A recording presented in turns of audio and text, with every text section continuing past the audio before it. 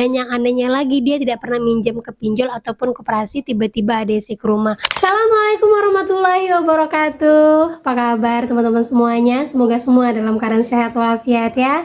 Diberikan kesehatan, kelancaran, serta kemudahan dalam segala urusan apapun itu. Hari ini semangat kita, makin kita kuat mental, makin kita menambah wawasan.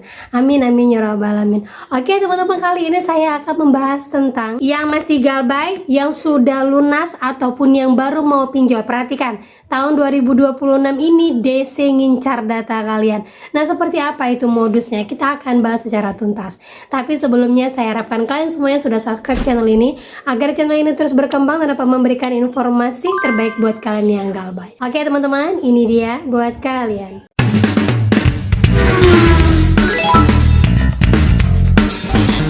Oke, sebelumnya saya informasikan dulu ya buat teman-teman semuanya, mungkin yang udah nonton di 24 pinjol yang mungkin saat ini sedang collab. Nah, diinformasikan di sini ada satu pinjol yang sekarang sudah menerapkan Gen AI. Mungkin semua pinjol sudah kali ya. Tapi di sini dia menyebutkan bahwa selain Gen AI, dia juga akan menurunkan DC lapangan di tahun 2026 ini. Nah, ini dia teman-temannya satu pinjol yang sudah menerapkan Gen AI dan tenaga lapangan untuk mitigasi resiko, yaitu pinjol Amarta.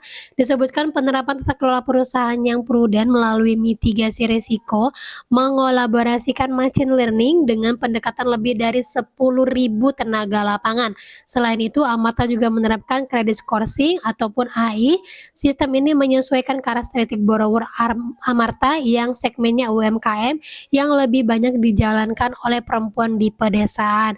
Jadi 10.000 DC lapangan ini bukan untuk Amarta ya, lebih banyak untuk semua pinjol. Kita lihat TKB 90 dari Amarta adalah 95,61%, yang sebenarnya ini adalah angka ketar-ketir. Kalau memang tidak ada isi lapangan, kemungkinan besar mereka lebih drop lagi. Nah, inilah yang menyebabkan mereka menggunakan Gen AI dan DC lapangan. Sebelumnya, kalau kalian tahu ya, ada beberapa pinjol-pinjol yang sudah saya jelaskan kenapa dia menurunkan DC lapangan dan kenapa sekarang sudah mulai gencar. Karena salah satunya itu adalah TKB 90-nya anjlok dan banyak yang galbay. Silahkan update ya. Dan lanjut lagi teman-teman, buat yang mulai mendapatkan somasi ya, bagi yang baru galbay pasti nggak ngerti nih, somasi itu apa mbak, kenapa harus dikasih somasi. Dan buat yang mendapatkan somasi seperti ini, ingat, somasi ini tidak akan terjadi apa-apa. Kita bacakan isinya ya, mengatakan bahwa saudara tidak kunjung melakukan penyelesaian pembayaran terhadap kontrak perjanjian telah disetujui oleh kedua belah pihak sehingga terjadi keuangan prestasi. Dan disebutkan di sini bahwa yang pertama, terjadi dengan sadar kesalahan tersebut sehingga akan mengakibatkan administrasi pada OJK, ibaratnya slik OJK ya. Kemudian lagi somasi itu berisi bahwa akan berdampak hukum jika terjadi penyalahgunaan, kemudian pelanggaran terhadap kode etik atau aturan pedoman kredit di OJK. Nah, ini kalau yang baru-baru galbay pasti akan merasa ini bahaya nggak, karena sudah sangkut pautnya dengan hukum dan dengan OJK. Nah, itu dia teman-teman ya. Jadi somasi itu sifatnya hanya peringatan ya, peringatan one prestasi 1, one peringatan 2, peringatan 3, terus nanti mungkin DC lapangan akan datang. Karena emang sebenarnya alur untuk DC datang itu, pinjol itu wajib mengirimkan one prestasi dulu ya, somasi dulu, somasi 1, 2, 3. Kalau emang belum ada respon baru DC turun ke lapangan. Tapi pada kenyataannya tidak terjadi. Banyak yang baru galbay berapa minggu aja udah datang DC lapangannya dengan alasan deket sama rumahnya ataupun untuk lebih membuat ciut nyali orang-orang yang baru mau mulai galbay. Jadi kalau dapatkan somasi seperti ini jangan khawatir, abaikan saja, tidak usah terlalu digubris. Tenang saja teman-teman ya, tidak usah dibaca, langsung saja dihapus. Somasi seperti ini sudah sering terjadi dari tahun-tahun sebelumnya tapi tidak pernah terjadi apa-apa. Gitu ya. Dan lanjut lagi teman-teman, jadi ini buat informasi kalian ya, buat yang masih galbay kemudian belum pernah menggunakan pinjol, saudara-saudara kalian, saya yakin dalam satu rumah misalnya ada 5 keluarga pasti ada satu menggunakan pinjol dan yang lainnya tidak. Nah, buat yang tidak ataupun teman sekantor yang tidak mau menyentuh pinjol ataupun keluarga kalian, perhatikan, sekarang ada modus terbaru DC nekat ya, nekat datangin kalian-kalian yang tidak pernah punya Galbay di sini. Bahkan dia tahu data kalian, nama kalian, alamat rumah kalian, padahal aplikasinya sendiri pun kalian tidak pernah install. Nah, kita baca kronologinya ya, karena modus seperti ini benar adanya. Ya, baru tadi sore teman saya nelpon, ada yang datang ke rumah Desi yang menagih hutang dari koperasi.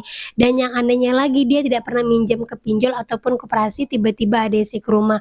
Apakah ini modus baru? Tolong penjelasannya rekan-rekan. Apakah ada yang mengalami hal yang sama? Dia sebutkan ini koperasi, ya. Padahal kalau kita lihat dari surat jalannya, itu dari PT Mitra Koleksi Mandiri yang paling sering banyak di-share sama teman-teman kalau didatangin dari pinjolnya Kredit Pintar. Kalau Kredivo bukan ini ya, Indodana juga ini. Nah, kita lihat dulu klien-klien dari Mitra Koleksi Mandiri ini apa saja. Karena disebutkan di sini bahwa dia itu tidak pernah punya pinjol, dia pikir ini dari koperasi. Padahal kalau kita lihat dari PT ini adalah PT penagihan khusus untuk pinjol. Ambil dari websitenya Mitra Koleksi Mandiri di atas, kalian bisa lihat kliennya itu ada dari Atom, 360 Kredit, Pinjam Yuk, Kredit Pintar, Indodana, Dana Rupiah, kemudian lagi Kredit Pintar, yang paling banyak itu Kredit Pintar teman-teman ya, pakai Mitra Koleksi ini, kemudian Kredivo, Lazada, Aku Laku, kemudian lagi Kredit Next, Cairin, Isi Cash, Shopee, Pinjam Win-Win atau Pinjamin sekarang ya. Kemudian lagi ada Pundi, TikTok, Bantu Saku, pendanaan ini 360 kredit, Singa, Indosaku, BAF, lanjut lagi di sini, Watas, Uku, Lumbung Dana, Rupiah Cepat, ada kami. Ada kami ini hanya penagihan pihak ketiga ya, tidak ada isi lapangannya.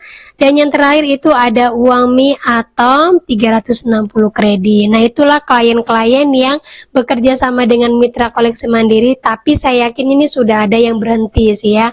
Karena banyak juga yang tidak didatangin sama Mitra Koleksi Mandiri ini. Nah, itu dia teman-teman ya. Jadi perlu diperhatikan sekali, ini bukan modus 1-2 kali. Dulu kalau di tahun 2025 kita hanya dapat teroran nih, teroran dari beberapa pinjol-pinjol yang aku nggak pernah nih pakai ini, kok diteror, gimana ya Mbak? Terus saya selalu sampaikan, abaikan, tidak usah ditanggapin, blokir saja nomornya. Tapi sekarang Desinya nekat ya, nekat datang langsung ke rumah kita seperti video teman kita tadi ini, laporannya dia nekat menunjukkan surat penagihan dan tertulis nama kita. Nah, ini yang perlu hati-hati sekali teman-teman ya, karena ini memang khawatirnya ini adalah kerjaan orang dalam yang menggunakan data kita, tahu semuanya limit kita, kemudian dia pakai data kita, terus kita ditagih dengan alasan bahwa ini semua adalah milik kita.